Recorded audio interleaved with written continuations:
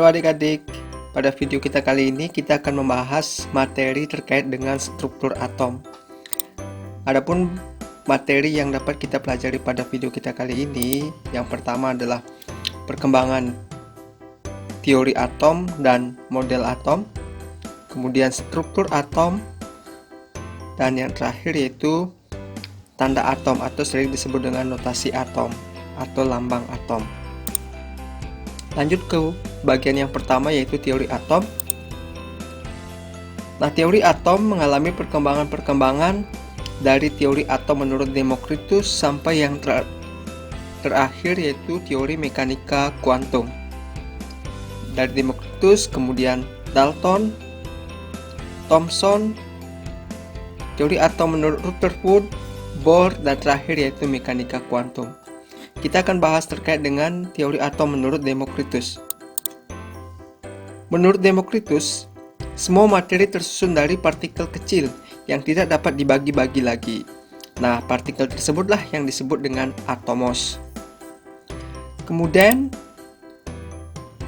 Dalton juga menyumbangkan pendapatnya terkait dengan atom, yang mana teori atom menurut Dalton adalah unsur terdiri dari partikel kecil yang tidak dapat dibagi lagi yang disebut dengan atom. Atom itu sendiri tidak dapat diciptakan dan tidak dapat dimusnahkan. Yang ketiga, atom-atom dari suatu unsur adalah identik atau sama. Misalnya, atom oksigen dari unsur oksigen itu adalah sama. Dan yang terakhir, senyawa yang terbentuk dari penggabungan atom dari dua jenis unsur atau lebih dengan perbandingan tertentu. Nah, teori atom menurut Dalton ini dapat digambarkan dalam bentuk sebuah bola pejal. Nah, bola pejal ini tidak dapat dibagi-bagi lagi yang merupakan penyusun dari suatu unsur. Teori atom yang ketiga yaitu atom Thomson.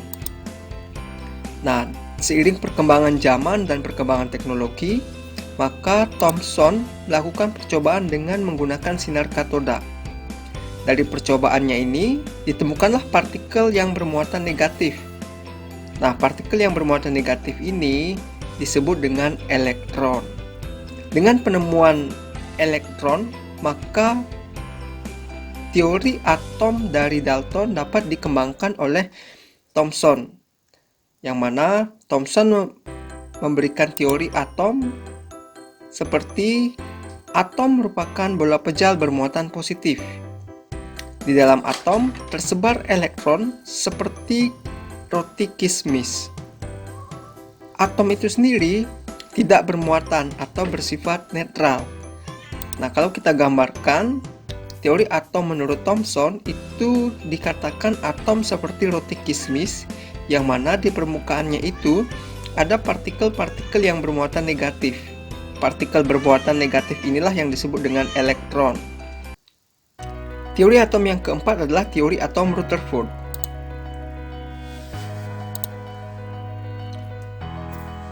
Nah, Rutherford melakukan percobaan dengan menembakkan lempeng emas dengan menggunakan sinar alfa. Nah, dari percobaan ini diperoleh beberapa hasil. Yang pertama, dari pancaran sinar alfa tersebut ada yang dibelokkan, ada yang diteruskan, dan ada yang dipantulkan.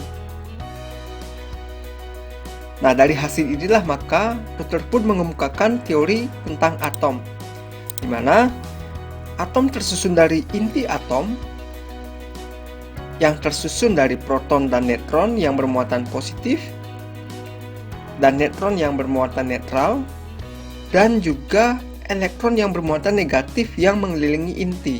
Nah, di sini dikatakan bahwa atom itu terdiri dari inti atom yang terdiri dari proton dan neutron yang dikelilingi oleh elektron. Sebagian besar volume atom merupakan ruang kosong.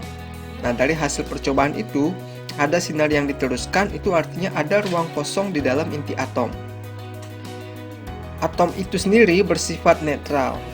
Nah, kalau kita gambarkan bentuk atom menurut Rutherford, maka dapat kita lihat pada gambar berikut, di mana lingkaran yang ada di tengah ini adalah disebut dengan inti atom, Dan yang di sekitar inti atom ini adalah elektron yang mengelilingi inti atom. Elektron ini bergerak mengelilingi inti atom. Nah, kelemahan dari teori atom ini yaitu Rutherford tidak bisa menjelaskan kenapa elektron itu tidak jatuh ke inti. Sementara kita ketahui bahwa muatan positif dengan muatan negatif itu memiliki daya tarik-menarik.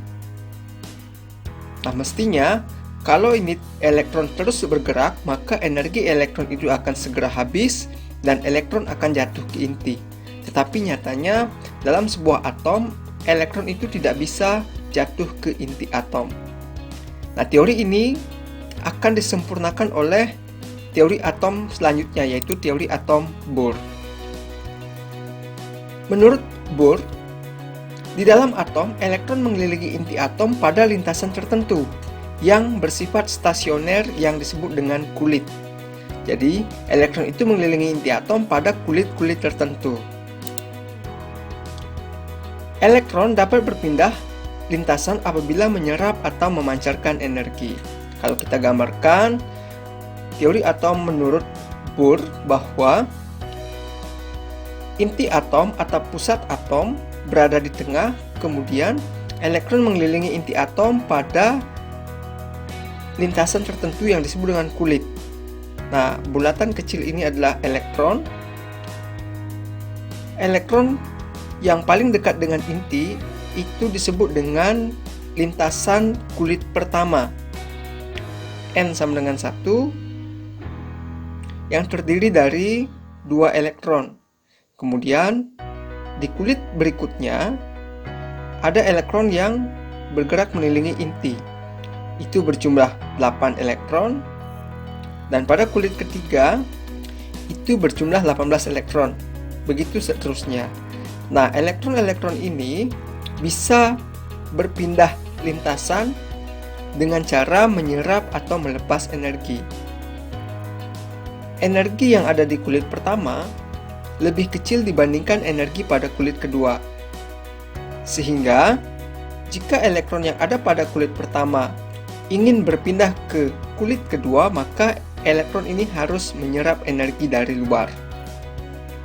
Begitu sebaliknya, jika elektron yang ada di lintasan kedua ingin berpindah ke lintasan yang pertama, maka dia harus melepaskan energinya.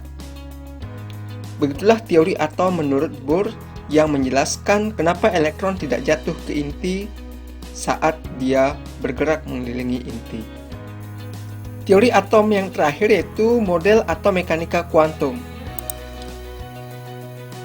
Nah, pada model ini, Schrödinger memperhitungkan dualisme sifat elektron, yaitu sebagai partikel, sekaligus juga elektron itu sebagai gelombang. Temuan ini memungkinkan kita untuk menentukan struktur elektronik atom, baik yang berelektron tunggal maupun yang berelektron banyak. Semakin rapat titik-titiknya, berarti semakin besar peluang menemukan elektron di daerah itu.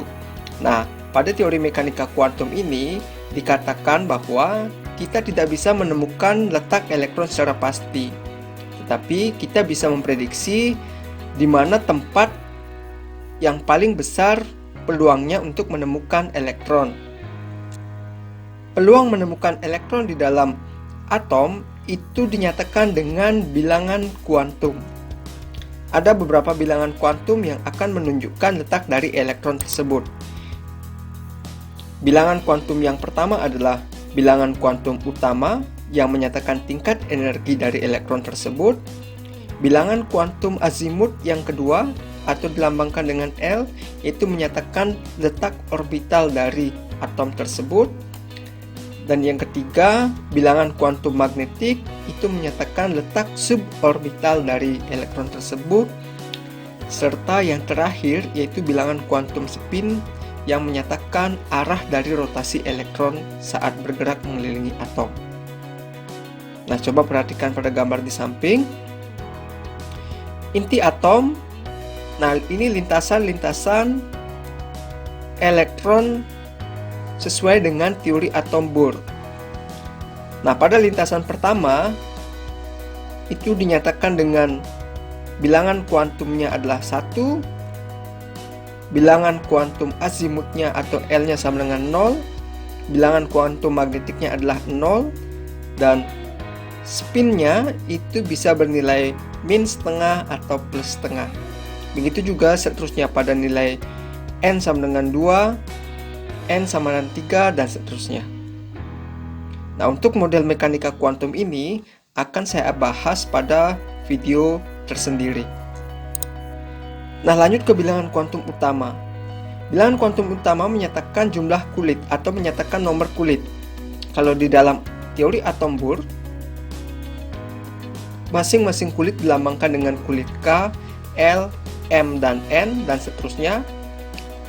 Maka pada bilangan kuantum utama, lambang K, L, M, N ini diganti menjadi nilai N sama dengan 1 untuk K, 2 untuk L, 3 untuk M, 4 untuk N, dan seterusnya.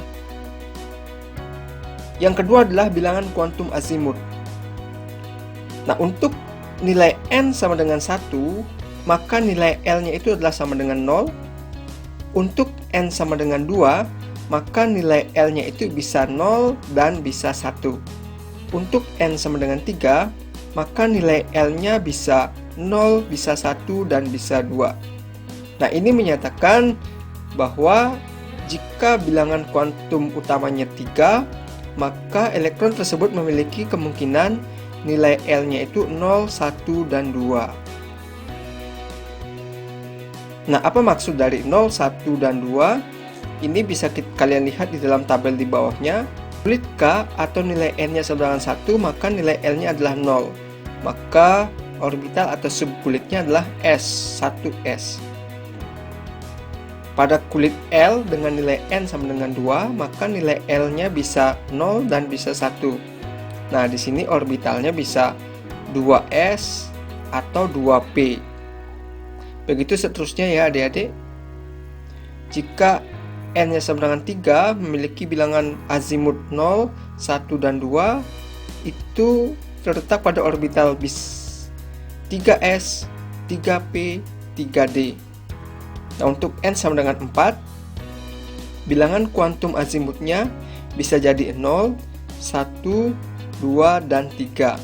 Bilangan ini menyatakan 4S, 4P itu untuk 1, 4D untuk nilai bilangan kuantum azimutnya 2, dan 4F itu untuk bilangan kuantum azimutnya 3. Selanjutnya adalah bilangan kuantum magnetik. Nah, bilangan kuantum magnetik ini menyatakan letak elektron pada suborbital. Kalau di bilangan kuantum azimut itu menyatakan letak orbitalnya, kalau di bilangan kuantum magnetik itu menyatakan suborbital. Nah, di dalam masing-masing orbital, baik orbital S, P, D, dan F itu dibagi-bagi lagi menjadi beberapa bagian yang disebut dengan suborbital. Pada orbital S itu dibagi menjadi satu buah suborbital. Bagian P itu 3 buah suborbital. Bagian D itu terdiri dari 5 buah suborbital, dan bagian F itu terdiri dari 7 buah suborbital. Di mana di masing-masing suborbital ini hanya mampu menampung maksimal 2 elektron. Nah, nanti kalian akan lebih pahami ketika mempelajari konfigurasi elektron. Nah, jika elektron berada di orbital S, maka dia otomatis nilai bilangan kuantum azimutnya 0, bilangan kuantum magnetiknya adalah 0. Tetapi kalau di orbital P, bilangan kuantum magnetiknya bisa 0, bisa plus 1, bisa min 1. Kalau di orbital D, bisa terletak di suborbital 0, plus 1, plus 2, min 1, dan min 2. Begitu juga di F ya adik-adik. Jika bilangan kuantum azimutnya 3, maka bilangan kuantum magnetiknya bisa min 3, min 2, min 1, 0, plus 1, plus 2, dan plus 3. Bilangan kuantum yang terakhir adalah bilangan kuantum spin. Nah, ini sesuai dengan larangan Pauli, dikatakan bahwa di dalam satu atom tidak boleh ada dua elektron yang memiliki keempat bilangan kuantum yang sama. Nah, dalam suatu atom, elektron itu tidak mungkin memiliki bilangan kuantum N, L, M, dan S yang sama. Minimal dari keempat ini ada yang berbeda. Nah, nilai bilangan kuantum spin ini dibedakan menjadi dua. Ada plus setengah dan min setengah. Kita lanjutkan ke materi struktur atom. Sesuai dengan perkembangan teori atom, maka atom itu dapat dibagi menjadi dua bagian. Yang pertama adalah elektron yang mengelilingi inti atom, dan yang kedua adalah inti atom yang terdiri dari proton dan neutron. Kalau kita rinci partikel-partikel penyusun atom itu, elektron memiliki muatan negatif. Ilmuwan yang menemukan adalah J.J. Thomson yang memiliki massa 9,11 kali 10 pangkat minus 28 gram. Sedangkan proton bermuatan positif. Penemunya adalah Goldstein, memiliki massa 1,67 kali 10 pangkat minus 24 gram. Sedangkan neutron itu tidak memiliki muatan atau disebut dengan netral. Ilmuwan yang menemukan adalah James Chadwick, memiliki massa 1,67 kali 10 pangkat minus 24, yaitu sama massanya dengan massa proton. Sangat kecil ya adik-adik. Kita lanjutkan ke tanda atom atau disebut dengan lambang atom, atau sering juga disebut dengan notasi atom. Dalam satu atom, untuk mencirikan spesifik antara atom satu dengan atom yang lainnya, maka di setiap atom itu memiliki lambang yang berbeda-beda. Nah, aturan pemberian lambang atom itu adalah sebagai berikut. Bisa dilihat di video ini. Lambangnya adalah X, di atasnya ditulis A dan Z. Apa makna dari ketiga lambang ini? X itu adalah menyatakan lambang unsur. Misalnya kalian pernah mendengar unsur oksigen atau atom oksigen itu dilambangkan dengan O. Nah, itu ditulis di sini. X ini diganti menjadi O. Nomor massa itu adalah A. Nomor massa itu menyatakan nomor massa dari atom X, dan Z itu adalah nomor atom. Jadi untuk lebih gampang mengingat, jika kalian ditampilkan notasi dari suatu atom, yang di bawah itu adalah nomor atom, sedangkan yang di atas adalah nomor massa. Kita bahas ke nomor atom atau Z. Pada atom tidak bermuatan listrik atau netral, jumlah muatan positif sama dengan jumlah muatan negatif. Nah, di sini jumlah atom atau Z itu menyatakan jumlah proton. Karena tidak bermuatan, maka jumlah proton itu sama dengan jumlah elektron. Artinya, nomor atom dari suatu atom itu menyatakan berapakah jumlah proton dari atom tersebut dan berapa juga jumlah elektron dari atom tersebut. Yang kedua adalah nomor massa. Nomor massa itu menyatakan berapa massa rata-rata dari suatu atom. Nah, atom itu terdiri atas proton, neutron, dan elektron, yang mana masing-masing partikel ini memiliki massa tertentu. Massa atom itu merupakan massa proton ditambah massa neutron ditambah massa elektron. Nah, karena massa elektron tadi sangat kecil ya dibandingkan dengan massa proton dan massa neutron, maka massa elektron itu bisa kita abaikan. Jadi, dapat kita simpulkan, nomor massa atau A itu sama dengan jumlah proton ditambah jumlah neutron. Jika jumlah protonnya sudah diketahui, maka kita bisa menentukan jumlah neutron.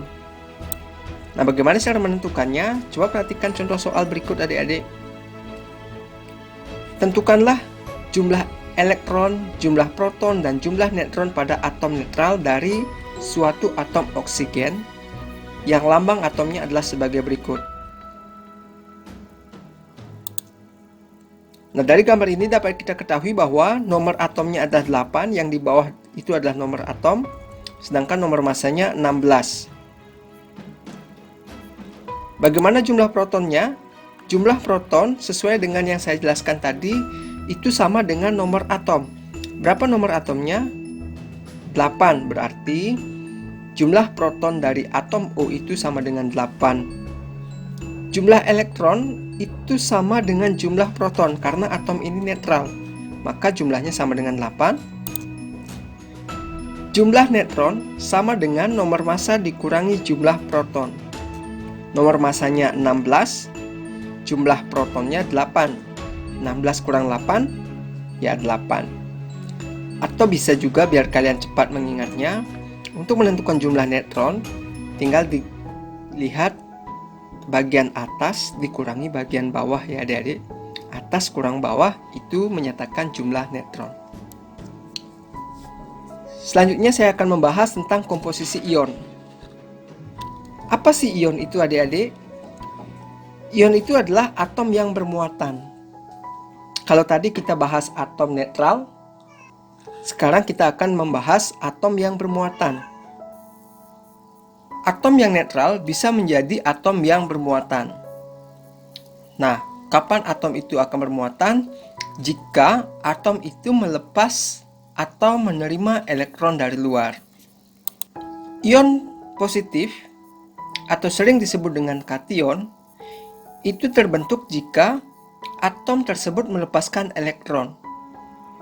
Nah, jika atom tersebut melepaskan beberapa elektron, maka atom tersebut akan berubah menjadi ion positif atau sering disebut dengan kation. Sedangkan ion negatif atau anion itu terjadi jika atom tersebut menerima elektron dari luar. Nah, bagaimana cara melambangkannya? Saya contohkan di sini Na positif. Na ini adalah atom natrium. Ketika Na melepas elektron, maka dia akan bermuatan positif. Yang kedua adalah Ca2 positif atau kalsium. Nah, di sini muatannya berbeda-beda ya adik-adik. Nah, muatannya ini berdasarkan berapa jumlah elektron yang dilepas dari atom tersebut. Misalnya, Na positif. Berarti Na ini melepas 1 buah elektron. Ca2 positif. Maka dapat dikatakan Ca ini melepas 2 elektron. Kalau dia melepas 3 elektron, ya tentunya muatannya adalah 3 positif. Nah, begitu juga dengan ion negatif. Saya misalkan Cl negatif. Maka Cl ini menerima atau menangkap elektron dari luar sebanyak 1 buah. Kalau O2 negatif, karena negatifnya 2, maka oksigen ini menerima elektron dari luar sebanyak 2 elektron. Nah, bagaimana jumlah elektron, jumlah proton, dan jumlah neutron dari atom-atom yang sudah bermuatan ini adik-adik? Contoh soal yang pertama yaitu menentukan jumlah elektron, proton, dan neutron pada ion Ca2 positif. Ca2 positif itu artinya melepas 2 elektron. Dia tidak melepas proton dan tidak melepas neutron. Itu artinya nanti jumlah proton dan neutron itu sama dengan jumlah proton dan neutron atom netral. Yang berubah hanya elektronnya saja adik-adik. Jumlah proton itu sama dengan nomor atom. Nomor atom yang ada di bawah yaitu 20.